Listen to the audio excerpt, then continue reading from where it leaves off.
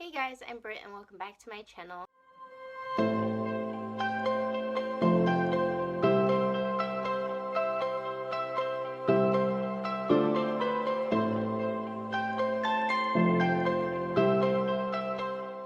Before we get started, remember to like and subscribe. But today I wanted to sit down and talk about the recruitment process just because I have gotten questions and I've come across girls that would love to go to school in the States but just don't know the process of it. So hopefully by me sitting down and sharing my experience and some tips, then it can help you guys and make your process just that much easier. But for those that don't know me, I have been playing soccer since I was 7, and going away to school was always a big dream of mine just because I didn't want my parents to pay, because it is a lot to just go to school in general. I knew I had to get a soccer scholarship in order for them not to pay for my schooling.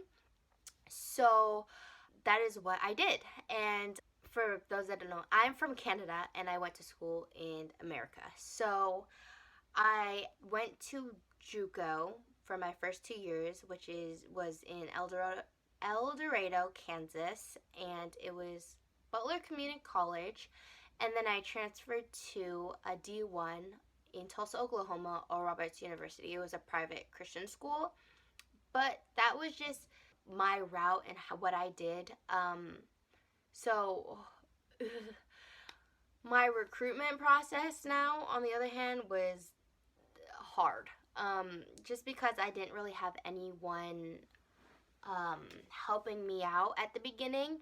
It was only my parents and I, and we didn't really know where to start. And if I would have known, I wish I would have started earlier. But I started my recruitment process when basically I was in grade 12, and that made me kind of behind the 8 ball. Not kind of, actually, I was actually behind the 8 ball, just because coaches like to recruit early in advance. So for my year, they basically already had the recruitment, and I wanted to go D1. Like, that was always my dream. Like, I thought D1 is the highest level, that means you're legit and all that stuff. So obviously I wanted to go D1, but that wasn't really in my cards at first, so I went the JUCO route. But for the recruitment process, I actually had to sign up with NCSA, which is a recruitment website for basically any sport, male or female, and they basically help you with the process, but it costs a lot of money, and I know people don't have that type of money. I mean, I don't know, I didn't have that type of money. My parents had to help me. So, but this is just my way of helping you guys, so you just don't have to go to that type of recruitment process. You can kind of do it on your own because it is possible for you guys too. So let's just get started with the tips I have. So first tip I have is make sure this is something that you want to do, because it is a lot. You will be an international player, or if not, out of state, in state. I'm an international player, so it costs more for me to go away to school, and so I just had to make sure this is something that I really wanted to do, and you have to be committed about, because soccer coaches are going to give you scholarship, which means they're holding you accountable to stay there and produce for their program. So just make sure this is something that you are committed and you really want, which I feel like it is because you guys are watching this. Tip 2, I would say, is get started. It doesn't matter if you're young, grade 9, grade 12, get started. The process is kind of a long one, I'm not gonna lie, but it is possible. I mean, I did it when I was in grade 12, so I know it's possible for you if you are kind of behind the 8 ball. But if you're in grade 9 and you're thinking, oh, I want to, just get started now, because coaches recruit years in advance. So if you're in grade 12 now, they already have your class, or yeah, they have your class already done, and they're already recruiting for the next year. So I would just suggest, if you're younger, start the process now, so your name is basically at the top of the list, and you never know what that could get you. Like, I know I wanted to go to a D1. That was not going to be possible for me just because I was already behind and their recruiting class, they are recruiting for like next 3 years, I feel like. So I mean, it is possible to find a school. You might have to take a different route, but it is possible if you still want it, if you still are seriously committed about it. Next thing I would do suggest is research, just because there's so many schools out there. There, like, you could either research it as in state, what kind of state you want to go to, or just division. I know I didn't really care about where I was located in the US. I just wanted to go to school. And for me, I went to school, Kansas and Oklahoma. Those are probably the two states that are kind of like, everyone's like, ugh. But I honestly had the best experience ever. So it kind of just depends on what you like and what you want. But something I also did research is like my living area, making sure, like, researching the school, make sure that you like the type of environment that you're in, because I know for myself, if I'm not comfortable, I'm not going to want to put myself in that situation. But luckily for those two schools, I was very comfortable, so I had a great time at both of them. So, and also research the major. One thing that I didn't really care about was the schooling part, which is like the most important. So I would say research if they have your major, just because that is the main thing while you're going away to school. Yes, soccer. See, this was my mindset. Going away to school, I just want to play soccer. Like, that's all I want to do. But I was willing to change my major around for the schools when it should have a set major, and should be finding the schools that have your major, just because soccer is not going to last forever. Sorry, spoiler alert, but it's not going to last forever, and you need to find that school that has your major, because you just don't want to go to school and just get a degree in something that you're not going to want to be in. That was something that my parents definitely taught me, and I'm so glad I definitely chose a school with my major, because it's gonna, like, it helps you out in the long run. That is for sure. And another thing is, like, researching the soccer program.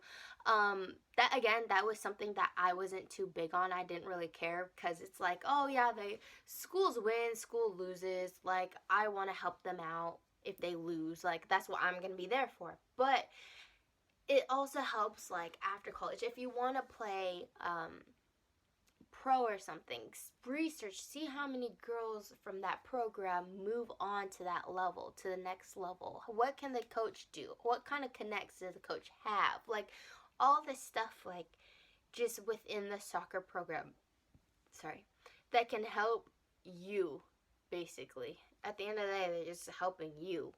So just making sure of all of that stuff. It is kind of a lot, but it's definitely worth it in the long run, and I definitely suggest.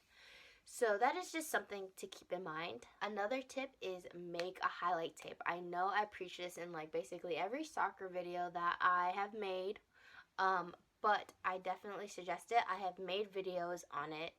Link it somewhere, I don't know where, but just because it's a way for you to show what your abilities to the coach, because obviously a coach can't fly out and watch you play, or you can't fly to them and play in front of them all the time.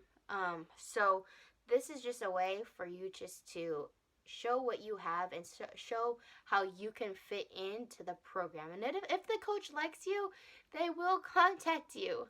But I mean, making a highlight tape is obviously not the easiest thing. You definitely have to have the technology. If you don't, or if you have questions on it, definitely reach out to me, because I can help you guys out on that. I've helped girls in the past with their highlight tapes, and they've gotten signed off of it. So definitely reach out, or if you have any questions, because I can try to help you with those. But yeah, that's just another thing that I highly suggest, because even if you don't make one and you email coaches or whatever, they're gonna ask you for your highlight tape, because it's not like, they need proof. They need to see proof of what you are able to do. So that's basically just selling yourself to the coaches. But yeah, another tip I would say is, after you have a highlight tape or whatever, or if you even don't, reach out to the coaches because they don't know that you exist. I am sorry, but they don't. So reaching out to them shows that you are interested and you are taking the initiative of reaching out to them first. Um, it just makes the process that much easier, just because if they like you, they'll definitely contact you, and if they don't reach out to you, call them. Like, do everything in your power to get that coach's attention, because it will help you out in the long run. Either emailing them first and calling them, leaving voicemails, like just little things like that. What I did is I made like a generic email, and with my highlight table attached with like stats and all that stuff, GPA and all that stuff, and I would send them out to just coaches and see what I would get back. And if they're interested, okay, call them next. Like, like that's your next step. But that is just some of the tips that I did and that helped me get to where I got to, and I definitely recommend all these things. Some things to keep in mind are your SAT and ACT scores. Those are something that you definitely have to do or schedule testings for, especially if you're international. I know back in my day, they were like every month or something like that, if I can remember correctly. And I also went to classes for that on top of school. Like, I went to ACT prep classes just so I know what type of things or questions I would get and study and all that stuff, because I'm not gonna lie, it was kind of hard. It was hard for me, and I think it was during a stressful time just because I was so late in the recruitment process.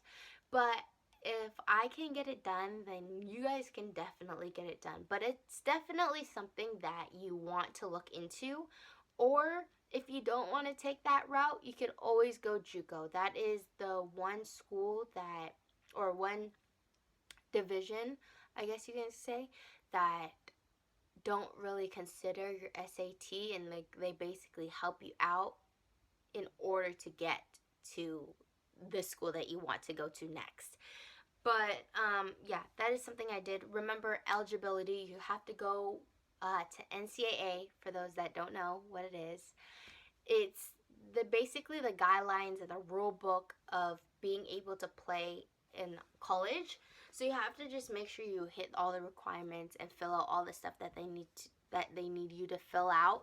And basically, I can't really remember all of what I had to do, but I don't think it was a long process. I honestly don't think it was a long process.